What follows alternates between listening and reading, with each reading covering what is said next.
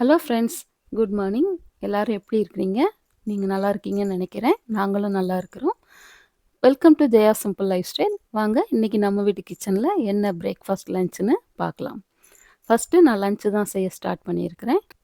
First lunch ready பண்ணிடலாம்.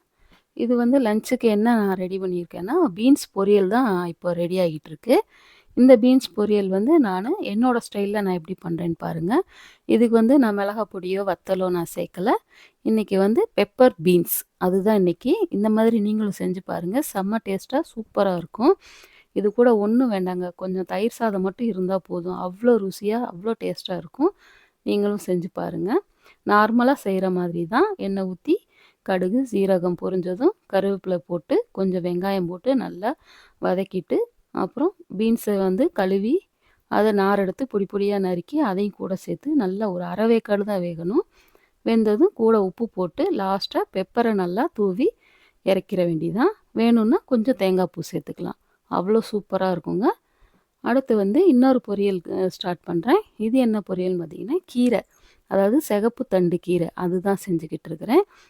இந்த கீரை பார்த்தீங்கன்னா, எங்களோட மாடி தோட்டத்தில் முளைச்ச கீரை தான் இது.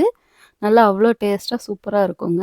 நம்ம என்னதான் நம்ம விலைக்கு வாங்கி நம்ம யூஸ் பண்ணாலும், நம்ம வீட்டில் நம்மளா ஒரு செடியை உண்டாக்கி அதுலேருந்து வர்ற காய்கறியோ, பழங்களோ இல்லாட்டி இந்த மாதிரி கீரையோ அதில் சமைச்சு சாப்பிடும்போது அதில் வர்ற சந்தோஷம் இருக்கிறே அப்பா! அது கொஞ்சமாக இருந்தாலும் தேவாமிர்தமாக இருக்குங்க. அந்த மாதிரி தான் இந்த கீரையும் அவ்வளோ டேஸ்ட்டாக சூப்பராக இருந்துச்சு. இந்த வீடியோ பார்க்குற நீங்கள் யாராவது மாடி தோட்டம் வச்சுருக்கீங்களா? உங்கள் மாடி தோட்டத்தில் நீங்கள் என்னென்ன காய்கறிலாம் நீங்கள் விளைவிக்கிறீங்கன்னு சொல்லிட்டு எனக்கு கமெண்ட்டில் சொல்லுங்கள்.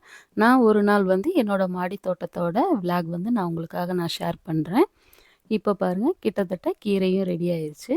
லாஸ்ட்டாக இந்த தேங்காய் பூவை மட்டும் போட்டு நல்லா ஒரு கிண்டி கிண்டி ஒரு 2 நிமிஷம் வச்சு இறக்கிட்டோம்னா கீரை ரெடி ஆயிரும். அப்புறம் இது என்னன்னு பார்த்தீங்கன்னா, ஒரு நல்ல ஹெல்த்தியான ஒரு நேச்சுரல் ஜூஸ் தான் இது. இந்த ஜூஸ் என்ன ஜூஸ்ன்னு பார்த்தீங்கன்னா, நெல்லிக்காய், கருவேப்பிலை, இஞ்சி இதெல்லாம் சேர்த்து அரைச்ச ஜூஸ் தான். இந்த ஜூஸ் நம்ம உடம்புக்கு ரொம்ப ரொம்ப நிறைய ஆரோக்கியத்தை கொடுக்குதுங்க. கண்ணுக்கு நல்லது, நம்ம முடிக்கு நல்லது, நம்மளோட ஸ்கின்னுக்கு நல்லது. முக்கியமாக நோய் எதிர்ப்பு சக்தியை நமக்கு நிறையா கொடுக்குது. இந்த ஜூஸ் எப்படி பண்ணணும்னு சொல்லிட்டு நான் ஏற்கனவே வீடியோ போட்டிருக்கேன். அந்த வீடியோ நான் ஐ பட்டனில் கொடுக்குறேன். வேணுங்கிறவங்க உள்ளே போய் செக் பண்ணி பாருங்கள். அடுத்து இன்றைக்கி குழம்புக்கு ரெடி பண்ணிகிட்ருக்கேன். இன்றைக்கி என்ன குழம்பு வைக்கலான்னு பார்த்தா, நேற்று மடப்புரம் கோயிலுக்கு போயிட்டு வந்திருந்தேன் இல்லையா, அங்கேருந்து வரும்போது ஒரு பாட்டி வழியில் முருங்கைக்காய் வச்சு விற்றுட்ருந்தாங்க. கொஞ்சம் ஒல்லி ஒல்லி முருங்கைக்காய் சின்னதாக தான் இருந்தது. இருந்தாலும் பரவாயில்ல, அந்த பாட்டி வாங்கிக்கோன்னு சொன்னோடனே சரின்னு வாங்கிட்டு வந்துட்டேன். சரி, அதை போட்டு இன்றைக்கி ஒரு காரக்குழம்பு வச்சிடலாம் அப்படின்னு சொல்லிட்டு இன்றைக்கி முருங்கைக்காய் புளிக்குழம்பு வைக்கிறேன். இதுவும் ரொம்ப சூப்பராக இருந்தது. இந்த முருங்கைக்காய் புளிக்குழம்பு என் வீட்டுக்காருக்கு ரொம்ப ரொம்ப பிடிக்கும்.